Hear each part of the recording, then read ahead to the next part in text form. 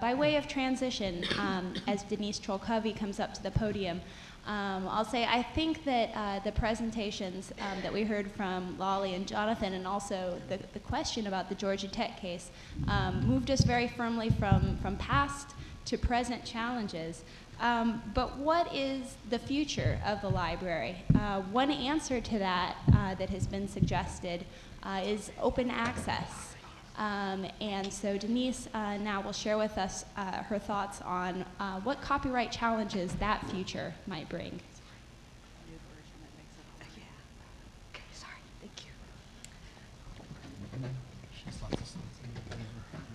I'm so little. Let me try to get this where you'll be able to hear me. It's a pleasure to be here. I was honored to be invited to speak at this event. I've always looked on these three folks who I'm on the panel with here as big fish, and I'm a little guppy, and here I am with these folks, and I was so intimidated I couldn't even at first think about doing this, but here I am. We're okay? Move a little farther, okay. So I'm here today to talk to you about the ethics of open access to research, and I want to emphasize right there, number one, research. I'm not talking about novels and poetry, I'm talking about basically the journal literature. I'm going to introduce a few concepts from a book. If you have not read it, I strongly encourage you to read Corinne McSherry's book, Who Owns Academic Work? She starts by describing what she calls the epistemic regime, which talks about two worlds of knowledge. On the one side, we have the academy, which sort of, she calls it polices. I prefer the word champions. Champions the world of what is called cognitive property, knowledge that cannot be owned, ideas and facts that operate in what she calls a monopoly of competence or the gift economy. On the other side, we have intellectual property law, which champions the knowledge that can be owned, knowledge captured in artifacts that operate under the monopoly of copyright in a market economy. She describes authorship as a boundary object. A boundary object is a vehicle to deploy norms of one economy in another. The way this happens in terms, again, of research is faculty authors in the academy create new knowledge, new cognitive property, these facts and ideas. They operate in an ethic of sharing and moral obligations, meaning the value faculty see in their work is recognition and reward that they get from it, which may include grant funding down the line, but it's not direct income from the sale of those facts and ideas. The difficulty comes because of our automatic copyright is when they go to share these facts and ideas that cannot be owned, they have to express them. As soon as they express them and they are in fixed form, they now enter the world of the market economy, of intellectual property law, where they operate under another ethic, the ethic of property and economic rights, where the value is the potential for economic gain, but in this case, not the economic gain of the researcher, faculty, author, but the publisher. Which brings us to the point that faculty operate under a hybrid ethic. They want what is called the academic exception, meaning their work is not a work for hire by the institution. They own their work, okay? Their cognitive property, and hence they want to own the intellectual property that comes when they express that. This idea derives from their ethic of both honor and propriety in the gift economy and academic freedom and control in the market economy. We've heard from Harvard and MIT faculty that don't fall into this next bullet I have here, but this is the Carnegie Mellon faculty model, and I believe it operates in other places as well. Our faculty resist anything that challenges their sense of honor, propriety, autonomy, and control. They do not want help managing their copyrights. They do not want policies requiring them to license rights to the institution or requiring them to retain rights. They know what they want to do. And what do? They turn around and they give their copyright to the publisher. They exercise their autonomy. The question is, do they lose control? In some ways, they find out later, hey, I have to buy back my own figures and tables to use them. In other ways, well, we'll get to the control issue in a little bit. But what it turns out to be is when push comes to shove, to academic faculty, it seems to be that recognition and reward, the gift economy, is more important than intellectual property and copyright. Which brings us to McSherry's notion of a border dispute. In a border dispute, things on both sides of the line start to have a skirmish, and this skirmish creates and addresses moral communities. I postulate that open access is a border skirmish of monumental proportions. It is the gift economy encroaching on market space. It is subversive, confrontational, and competitive. It's a high priority for academia and certainly has aroused the ire of the Death Star publishers. Now we're going to take a little shift here, and I want to look at some data. Many of you, if you've heard me talk, there is always data in my talks. I am data-driven. This is a study that I conducted with the help of some colleagues at Carnegie Mellon in 2007, 2008. At the time, we did not have an institutional repository, but we wanted to support our faculty in self-archiving on personal and departmental websites. We wanted some benchline data, so we looked at all of the citations that every single faculty at the institution had on their websites, coded everything, and this is the journal data. What we discovered was that of the over 14,000 articles available or cited on our faculty websites, 32% of them had links to open access copies, and 34% of our faculty had self-archived one or more journals. We then wanted to know if what they were doing was legal. And because the way the faculty had self-archived things, we could not tell if an author version was a preprint or post-print. We could not tell if they had complied with embargo periods. So we looked at what we called alignment, and we focused on, did the publisher allow self-archiving on websites? And if so, what did they allow, require, or permit in terms of the publisher PDF? And what we discovered was that close to 40% of the things overall that were self-archived were not aligned with policy, and the percentage was much higher in some of the colleges. So then we drove a little bit deeper to figure out how was it that these things were not aligned, and the biggest problem was the self-archiving of the publisher PDF when the publisher did not allow this. And I would say this is because that is the best gift. It is the preserved record, it is the work that can be cited. A recent study showed that something like 80 to 90% of the faculty want to self-archive the publisher PDFs. So now I get back to the more theoretical, ethical discussion here. Who cares? All right? The public certainly has not been upset if faculty are breaching publisher policy or copyright law. Publishers care because of the impact on the market, but their response has not been punitive, it's been more political. Faculty may or may not know that they are infringing copyright and breaching publisher policy, but if they do know, they clearly assume that no harm is going to come to them or their institution. The academy as a whole seems to care. You know, there's efforts to get faculty retain rights to license rights to the institution, but they haven't really come down on the faculty for this. It's not seen as a serious breach of faculty standards of conduct. It certainly isn't conduct. It certainly isn't moral turpitude. And if the faculty infringe copyright, the institution is not responsible. But what happens when you come to an institutional repository that's operated or mediated by the library? We now have an institutional repository. If the library mediates infringing works, the institution could be responsible for this under the law. So it's a very different situation. So we wrestled with this whole notion of, do we have to fully comply with law and policy, or is alignment good enough? If we go for full compliance, we will certainly have poor return on our investment. We will discourage the faculty. That will annoy the provost. We will be compromising our own values and strategic goals. Compliance, full compliance, may not even be possible technologically with the software we've licensed. Alignment, on the other hand, could help us achieve some of our goals, reduce our risks, and be true to who we are. And I have listed here some of the core values of librarianship. So now comes the question, and I think we all probably know that law and ethics are not synonyms. Is copyright infringement illegal? Yes, it certainly is. Is copyright infringement unethical? Yes, but there seems to be a difference between infringing your own work, and by that I mean your own cognitive property, that was produced and given as a gift, from infringing someone else's work or work that was produced for money. I see a big difference between what our faculty are doing and what software pirates and some of these folks are doing. According to McSherry, a gift has to be permitted to circulate. As soon as it's withdrawn from circulation and transformed into capital, it loses its status as a gift. And remember, our faculty continue to operate, even though their work is now in a market economy, still they operate from a gift economy. To them, it is still a gift. Research is a horse of a different color.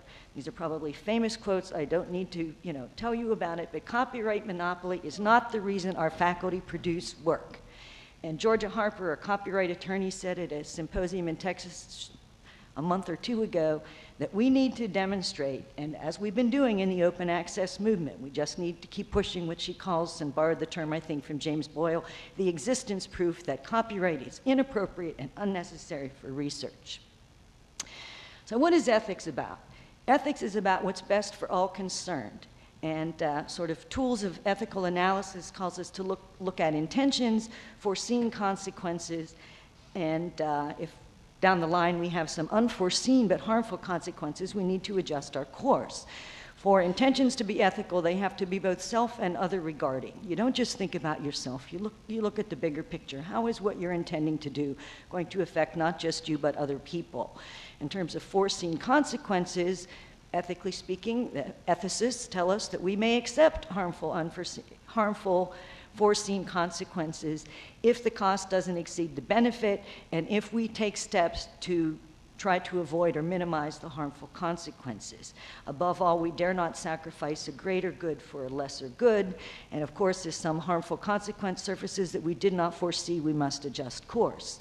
So returning back to the open access border skirmish, I would argue that the intentions and originally foreseen consequences of both researchers and publishers were both self and other regarding. What surfaced over time and originally was an unforeseen harmful consequence, but now we see it, which is why I have the unbracketed there. From the researcher's perspective, the harmful unforeseen consequences was that the publishers would start to hold their work hostage and for a ransom that increasingly few can pay. From the publisher's perspective, the harmful unforeseen consequences was all of a sudden these authors were going to start to exercise their original copyright ownership or just start rescuing hostages without negotiating at all. So what do we do? Here we are.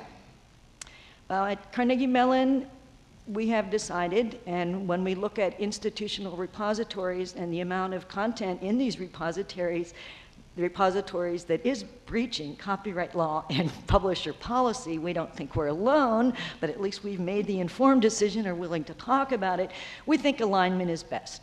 We are not ignoring publisher policy, but we think full compliance is virtually impossible and interferes with our priorities and our principles and our values and who we are.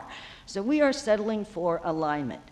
It maps to what we think we are about. It attempts to minimize harmful foreseen consequences. It increases the return on investment in research, not just the institutional repository, but also the institutional repository.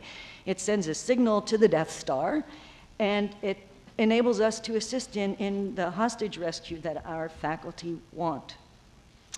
So I raise this as a question: can librarianship, operationalized in an institutional repository, operate as a boundary object, which is a vehicle to deploy the norms and values of the gift economy in the research marketplace?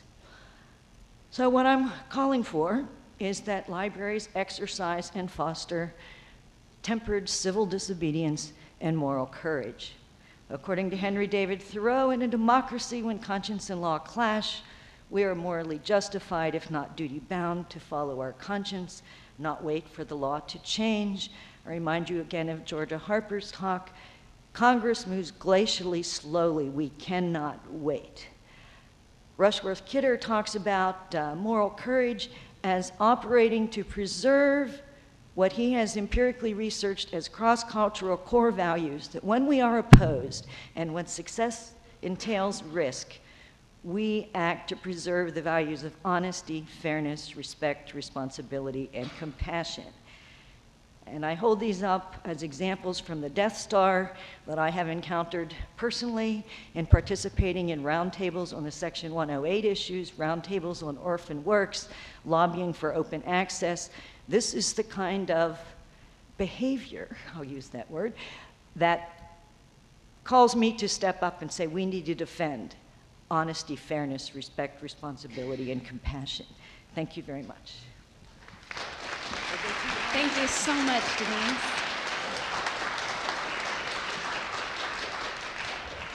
We'll welcome now our final speaker, Kenny Cruz. I think that Denise's presentation, drove home the point that as libraries increasingly act as digital archives, we encounter new copyright challenges, and that the ethical and legal dimensions of that are not always aligned. And taking that idea one step further, I think, Kenny will speak to us about what he sees as the fractured future, or should we say futures? Maybe. Take it away, Kenny. Okay. All right. There we go. Enough public performance. Good. Good. Welcome, and thank you, Leah. Thanks to everybody. Thanks to all of you, to everybody at Yale Law School for making this event possible. Thank you for your patience. We're having a wonderful day, but I know it's sometimes engrossing as well as enduring to be here for a long day. So thank you all very much. My presentation really is that reckless look at the future, or what I think the future might bring. And one of the benefits of doing that is that it's going to take a long time for you to prove me wrong. So I can just go out there and say something about what I think of the future of copyright. And while, we talk about copyright as if it's a unified whole, really my key word is fracturing, it's fragmentation, it's splintering, it's all sorts of things like that. This is the direction where I think we're going with copyright. And there are so many possibilities for directions that we might head.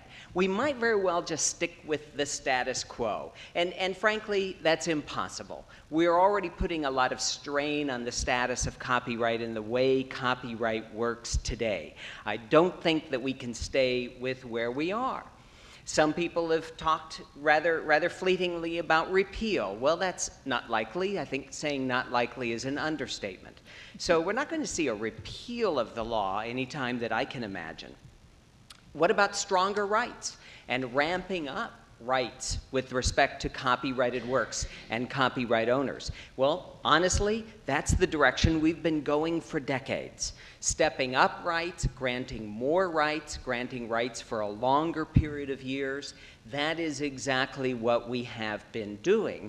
And I think that's one of the reasons why we're running into a collision, why it is that we're testing the viability of copyright today. So that current direction is really, I don't believe, a sustainable direction.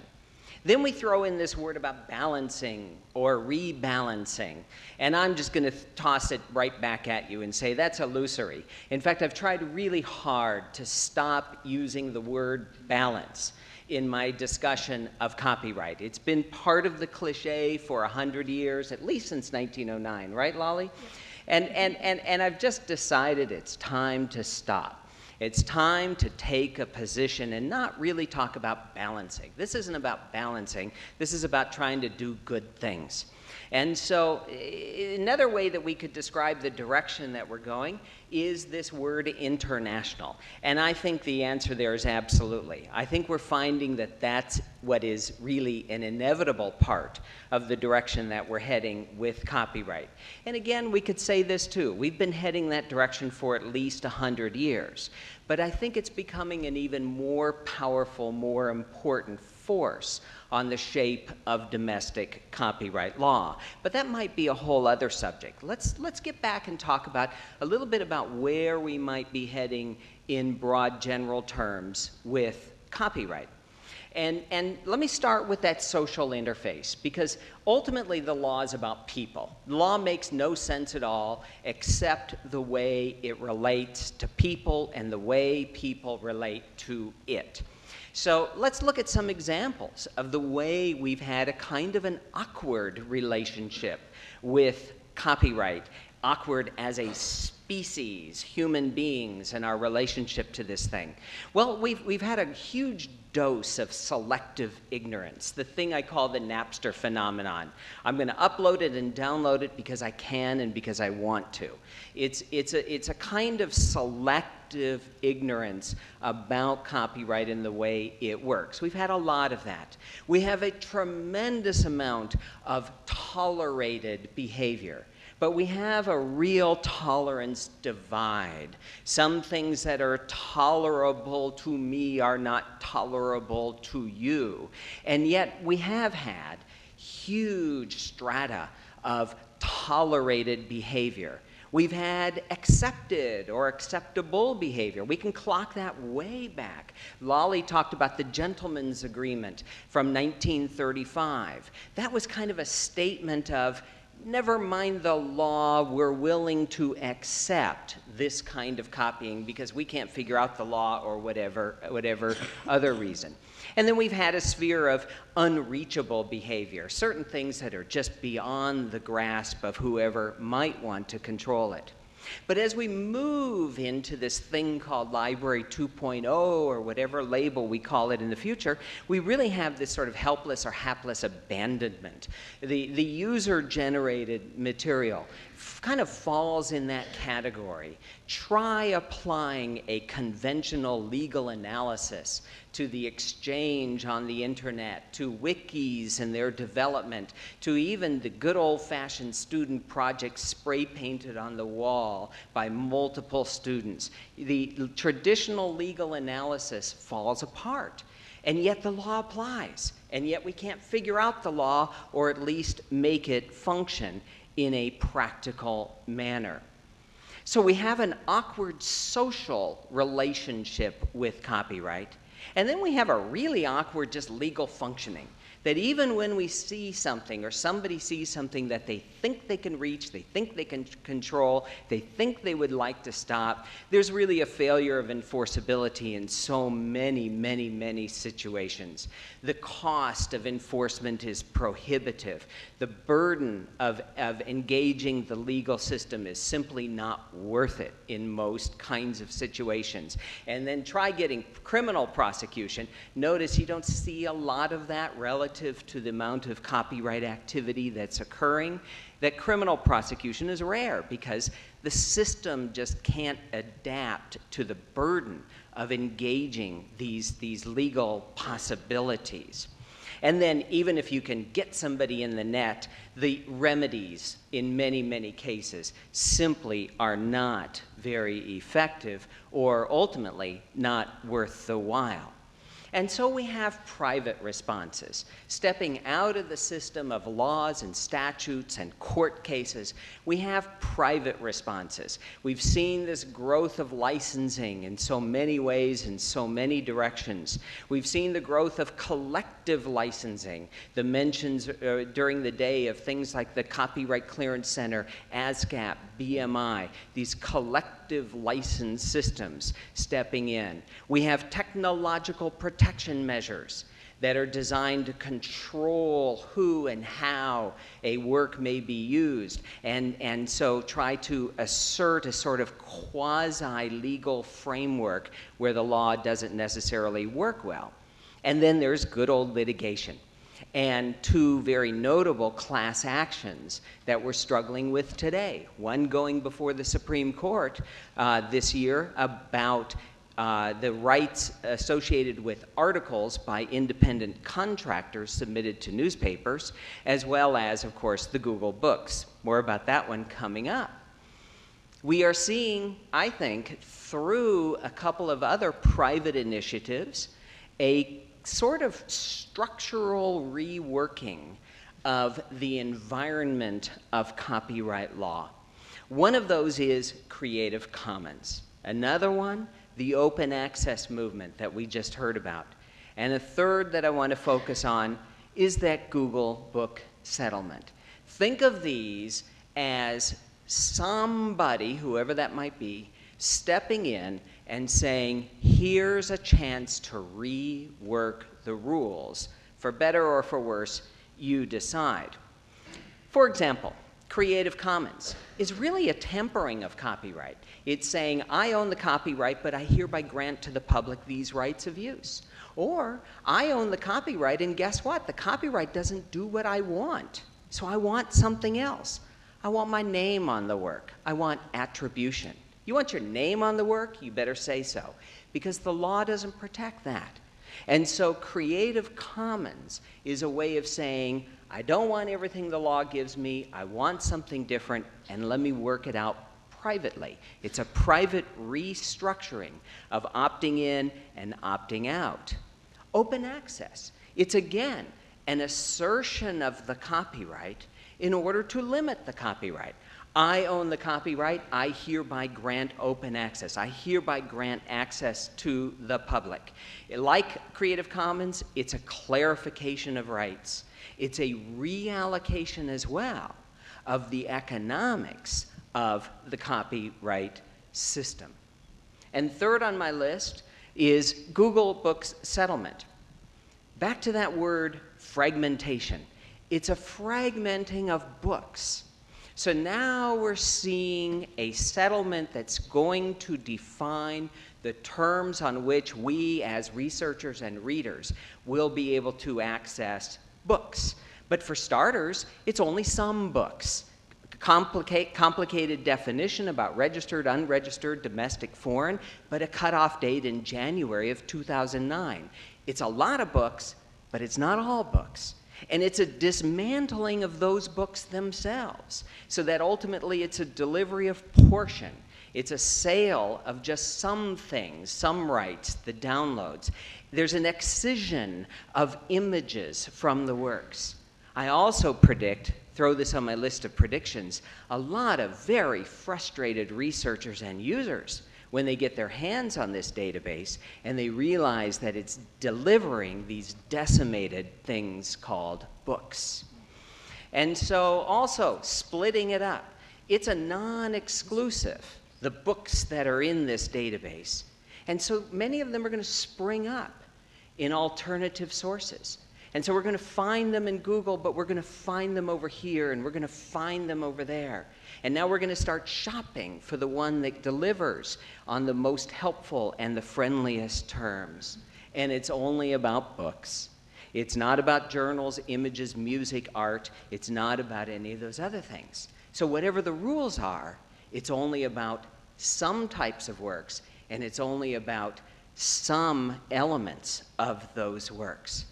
And so the big picture, back to fragmentation. I think what we're talking about as we see these different terms on which works are going to become available to us, we're going to see a fragmentation of authors. Some authors are going to be asserting rights, some not. Some transferring rights, some not. Some doing portions of rights, some doing all rights. Fragmentation of works themselves, some with restrictions, some not. Some whole, some partial. Fragmentation of readers, those who are connected and those who aren't. Those who are satisfied with searching of elements of a work versus those who need the whole work. Fragmentation of publishers, delivering portions, different formats, different media, and then the fragmentation of libraries. Libraries that have a wealth of material and access to a wealth of material, but that material is restricted by licensing with diverse terms. And here's another key word that we could run through the last few slides, blurring. We're going to take all of these parties, publishers, libraries, authors, the works themselves, the readers, and we're going to break them up and we're going to rearrange the pieces because readers are going to be like authors.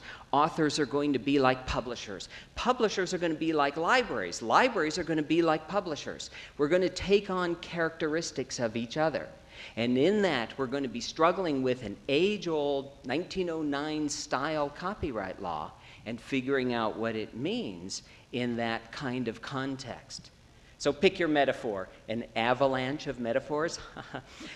Pick your metaphor. We're going to have this exploding universe of works, more and more works made more and more available, more activity. Libraries are going to be engaged in more and more complex activity with respect to their work and management of this process.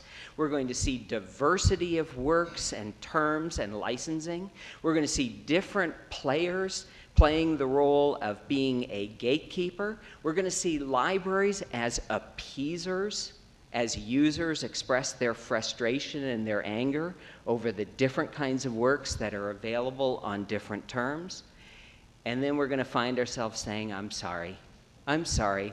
I know you need it, and I know your friend got it from someplace else, but I've only got it in this database. And this database delivers only in these pieces, and that's all I've got here. We're going to become the apologists in many ways for the chaos and the fragmentation that lies ahead. Is that optimistic? Thank you very much.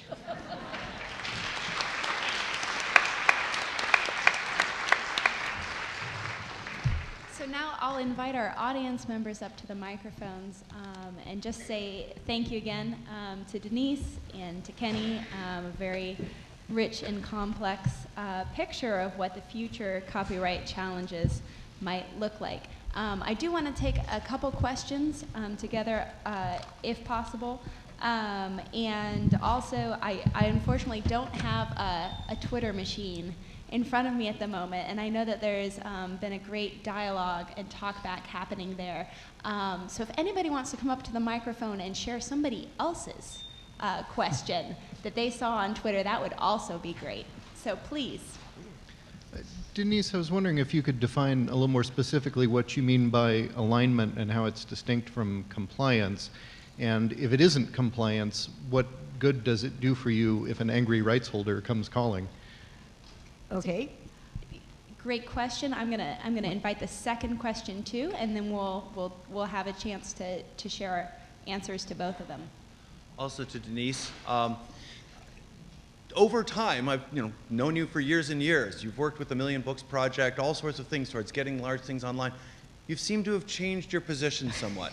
Can you describe a little bit of sort of how you found yourself on this trajectory? Denise, both those questions are for you. Why don't you take them together? Okay, so the first gentleman's question. I see compliance as following all of the, if I may use the word, picayune details that the publishers have put in their policies. When you put up the post-print, if it's allowed, or the preprint, you have to have this descriptive text. When the thing gets published, you have to take it down and replace with this descriptive text. When the thing, depending on, like if it's IEEE, then you must publish or post the publisher PDF. You must have a link to the publisher PDF if they don't allow the So when I say compliance, I'm talking about 100% going along with all of those picayune details. That's how I see compliance. Alignment, I see as an informed choice based on what risk you're willing to take about what you think are the key important ingredients. For example, if the publisher does not allow self-archiving, I think that's important, and you don't muck with that one. But if they say, yes, you can self-archive this on your website or in an institutional repository, and I will speak for myself individually here because the libraries are still working out their understanding of alignment, but I'm willing to ignore this must be the text when you put up the preprint, and then when the thing is published, you have to change that text. So it's, to me, alignment is making an informed choice about which of those items that are in the policy you are willing to do and which you are willing to dispense with and take the risk for dispensing with those. Does that explain to the person what I meant? And how do I think that covers us? I think it covers us because it respects first the publisher's choice whether or not to allow open access, so that's the primary thing, and we're respecting that. I think it also shows respect because we are looking at all of their requirements and making an informed choice to lower our risks and minimize harm to ourselves and to others. So I think in that way, it kind of protects us. It says, we have thought about this. We have weighed the pros and cons. We have made an informed choice, and we are going to stand behind what we've done. If we're given takedown notices, we'll take it down. Does that help? Now, to get to Brewster's question, and yes, I thought we would have this conversation privately, but we'll dance it out here publicly. Yes, I have worked with Brewster for many years, and he knew me when I was first learning about copyright, and I was always going, but the law says, but the law says, and Brewster and the big fish would be saying, Denise, yeah, we know what the law says, but we're taking this path, and I'd be like, but the law says, because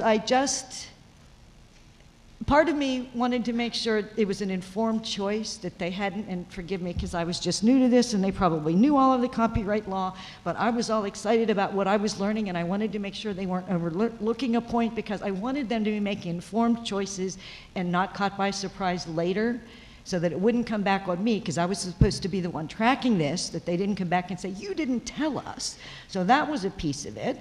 And another piece was that I myself had not personally worked through the ethics of it. I was scared, I was conservative, and I have spent some time on one sabbatical now, and my book project has absolutely nothing to do with what we're talking about here, but it drew me back into the world of ethics in a big way that I have not been for quite some time. And looking at that and superimposing it with what's been going on with open access and the stuff we've been, there it went. And that's how I can explain it. That's the best I can do, Brewster. And I can't resist jumping in here now because I now have an iPhone, and I get to see what you all are saying on Twitter. And there's a comment here that I think is great. Somebody has referenced the idea of a social contract, which I think maybe maps onto your concept about compliance and alliance, that you can think about the contract as, the way lawyers think of it as you must comply to the letter, or you can think about the concept of a contract as a fair bargain between parties that do have differing interests, and you honor the big points, but maybe to use some other metaphors that are being brought up in the Twitter conversation, the concept of selective ignorance, which was mentioned, but we could also think about this in terms of a tolerance divide or of a helpless abandonment.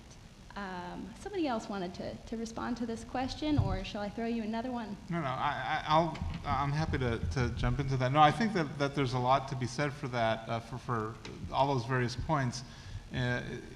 It seems to me that first and foremost on this alignment compliance issue, and this also goes to Kenny's fragmentation point, I think the critical factor going forward is it means that faculty really need to pay a lot more attention to all of this than they have been.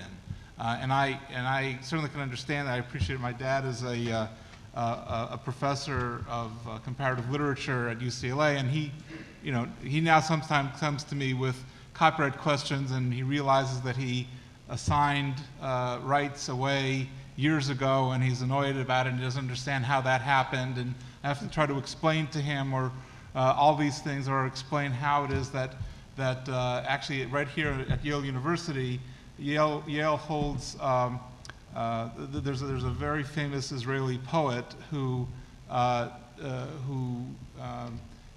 all of his or many of his letters are here. I think actually the university bought the letters, but the copyright, of course, still belongs to the widow.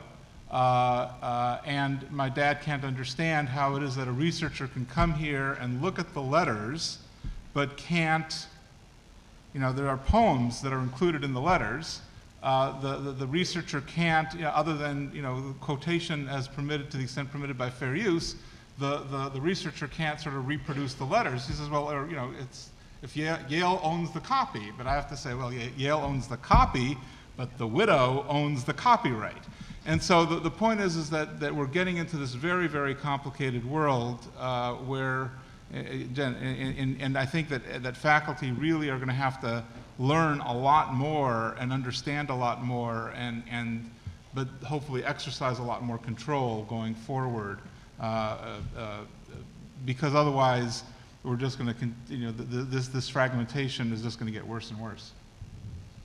Thank you. Here's the other thing that I'm noticing from the Twitter feed. The quote that has been picked up the most by members of this audience, and is the meme now making its rounds through everyone's social networks, is the quotation about libraries needing to practice civil disobedience and moral courage. That was well received. Oh, good. So I'm not going to lose my job after sabbatical. Yeah, but I guess I'm not sure it needs to be civil disobedience. I mean, a lot of it is perfectly within the framework of fair use, and so you know, if we, you know, fair use properly understood is not civil disobedience, it's complete compliance with the law.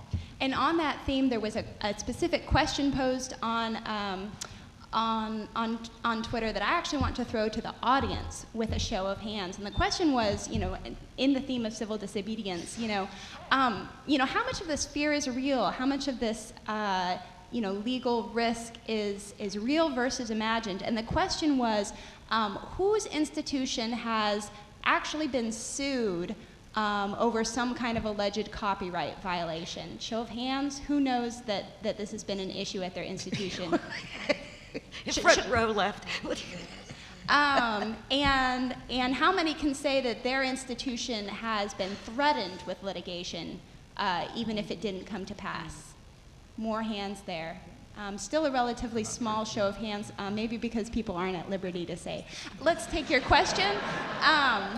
Let's take your question, and then I'll throw in my own, and we'll have a final round of responses from the panelists. Great. Well, thanks, first of all, for such an exciting and dynamic panel. The environmental movement has this term that they like to kind of throw out when someone is engaging in anti-environmental practices that, you know, nonetheless they sort of claim are in fact for the environment. It's called greenwashing. And I wonder if there's in some ways among publishers, particularly in the world of academic publishing, something comparable going on, because it was interesting to see the discussions about copyright and open access that were coming out of the panel.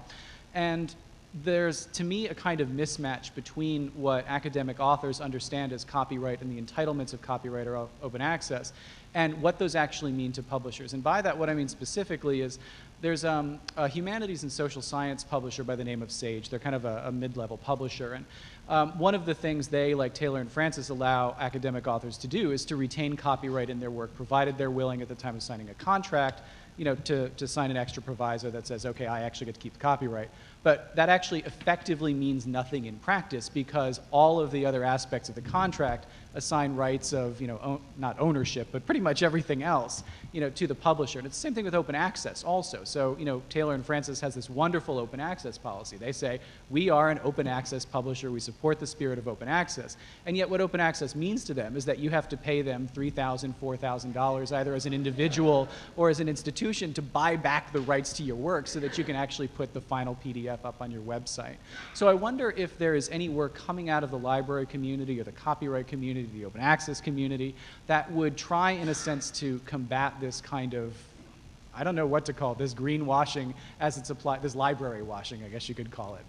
Great question there about greenwashing and whether we should be on the lookout for something similar in this area. And then on the heels of that, let me throw out my final question as well, which is the future of copyright, and particularly as it pertains to the task of librarianship. Whose hands does it rest in? Is it more in the hands of authors? Is it more in the hands of publishers, or some other group entirely?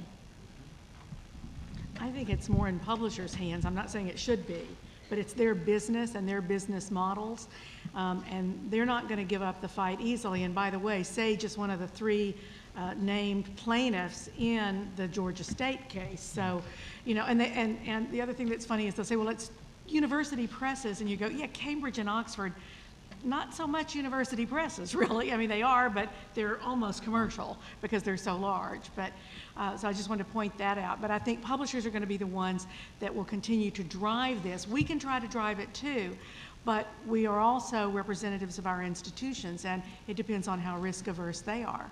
Because, you know, our libraries can't go out at the North Carolina and make a pronouncement. It's going to be University Council that's going to control whether that can be done or not, and what the university's position will be. We can argue with them real good, but that's about it. And I'll respond to a couple of those points too, and that is that yes, I'll give you a straight answer to your last point about whose hands is this in, and I'm going to say that initially it's really in the hands of the authors, because that's the structure of the law.